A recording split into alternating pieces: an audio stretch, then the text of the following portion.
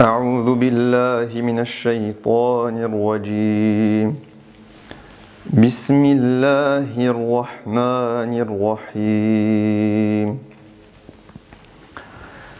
وتولى عنهم وقال يا أسفا على يوسف وابيضت عيناه من الحزن فهو كظيم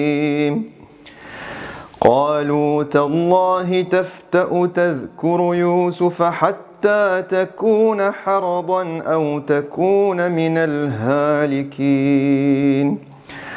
قال إنما أشكو بثي وحزني إلى الله وأعلم من الله ما لا تعلمون يا بني اذهبوا فتحسسوا من يوسف وأخيه ولا تيأسوا من روح الله إنه لا ييأس من روح الله إلا القوم الكافرون.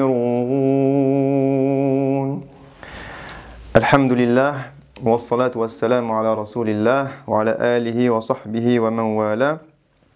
Aujourd'hui, nous sommes avec le verset 84 et quelques versets suivants de Surat Yusuf. Ces versets nous racontent une partie de l'histoire de Sayyidina Yusuf alayhi salam lorsque son père Ya'qub apprend qu'il vient de perdre entre guillemets son deuxième fils. Son deuxième fils préféré vient de se retrouver en Égypte. Ses grands frères reviennent sans lui. Et Sayyidina Ya'qub apprend cette nouvelle avec une grande tristesse. Et ce que j'aimerais tirer de ce passage, ce sont trois étapes, trois grandes leçons qui nous apprennent à gérer les épreuves. C'est une épreuve énorme que Sayyidina Ya'qub est en train de vivre. Il a déjà perdu son premier fils Yusuf par le passé, il en perd un deuxième aujourd'hui. Mais qu'est-ce que le Coran nous dit sur sa manière de réagir à cette épreuve? Il nous dit d'abord وتولى عنهم وقال يا أسف على يوسف وابيضت عيناه من الحزن فهو كظيم. Il regrette, il commence à avoir mal, il se rappelle ce souvenir du fait qu'il a perdu Sayyidina Yusuf. Et il a tellement mal que cette émotion lui procure la perte de la vue. وابيضت عيناه, ses yeux deviennent blancs, il perd la vue, وهو كظيم. Et c'est sur ce terme que j'aimerais insister pour la première leçon. La patience, l'endurance vis-à-vis des épreuves, c'est tout d'abord être capable de se contenir. Parce que lorsqu'il nous arrive un problème, lorsqu'on perd un proche, lorsqu'on a un souci professionnel, un souci financier, lorsqu'on a un conflit relationnel, très souvent cette épreuve est vécue par le croyant comme une catastrophe. Et au lieu de se contenir, certaines personnes vont exploser. Elles vont s'énerver, elles vont insulter, elles vont frapper, elles vont en vouloir à un tel et un tel de manière injuste, elles vont accuser les gens, elles vont faire des choses qui ne plaisent pas à Dieu.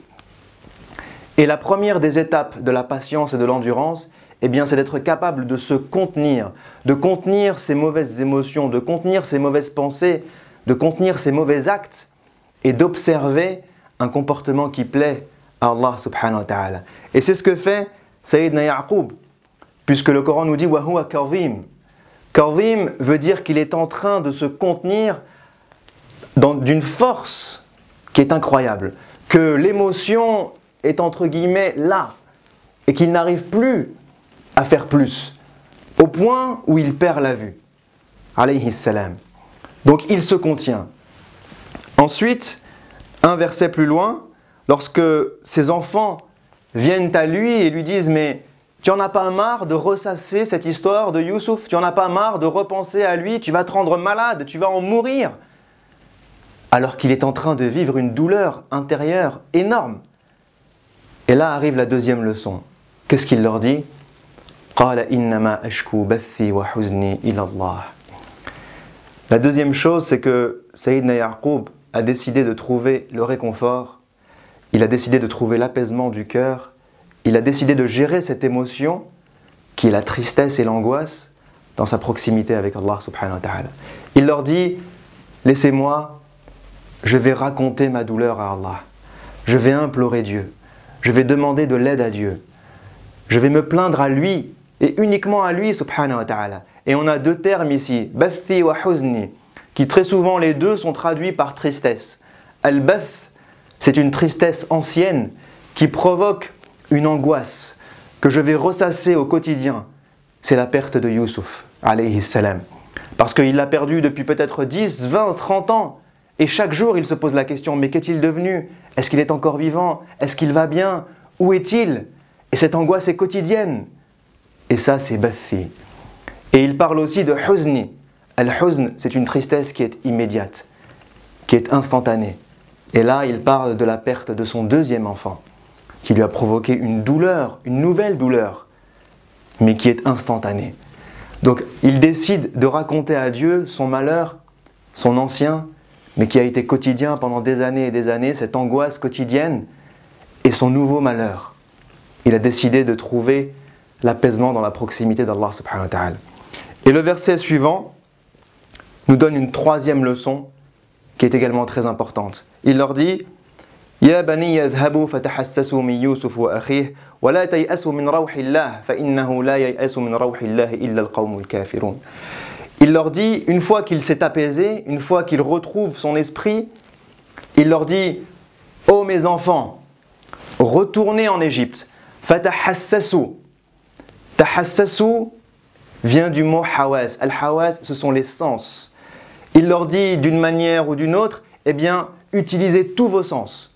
Regardez à droite à gauche. Écoutez le moindre bruit, le moindre information, la moindre piste que vous pouvez trouver pour retrouver Youssouf et son frère, eh bien, utilisez-la. Autrement dit, faites tout ce qui est en votre pouvoir pour le retrouver. Et ne désespérez jamais de la miséricorde d'Allah subhanahu wa ta'ala. Mais Allah n'a pas utilisé ici le mot rahma, il utilise le mot rawh. Les deux sont traduits par miséricorde. Mais rawh est proche du mot rih, qui veut dire vent, qui veut dire souffle. C'est une miséricorde qui est capable de passer dans nos cœurs et d'évacuer tout ce qu'il y a de tristesse, tout ce qu'il y a d'angoisse, tout ce qu'il y a de problème. C'est un nouveau souffle. Et le Yaqub alayhi salam leur dit ne désespérez pas de ce souffle. Parce que Allah subhanahu wa ta'ala est capable de régler le problème. Il est capable d'enlever cette tristesse qui nous fait mal. Il est capable de faire qu'on puisse retrouver nos enfants, Youssouf wa akhihi. Et il n'y a que ceux qui ne croient pas en Allah subhanahu wa ta'ala qui désespèrent de sa miséricorde et de son souffle. Donc, je rappelle ces trois leçons, ces trois étapes qui sont magnifiques et qui nous apprennent à être endurants dans les épreuves. La première des choses, apprenons à nous contenir, à ne pas exploser, ne pas faire de mauvaises choses, ne pas dire de mauvaises choses lorsqu'il nous arrive un problème, une épreuve. La deuxième étape, essayons de trouver le réconfort et l'apaisement dans notre proximité avec Allah subhanahu wa ta'ala.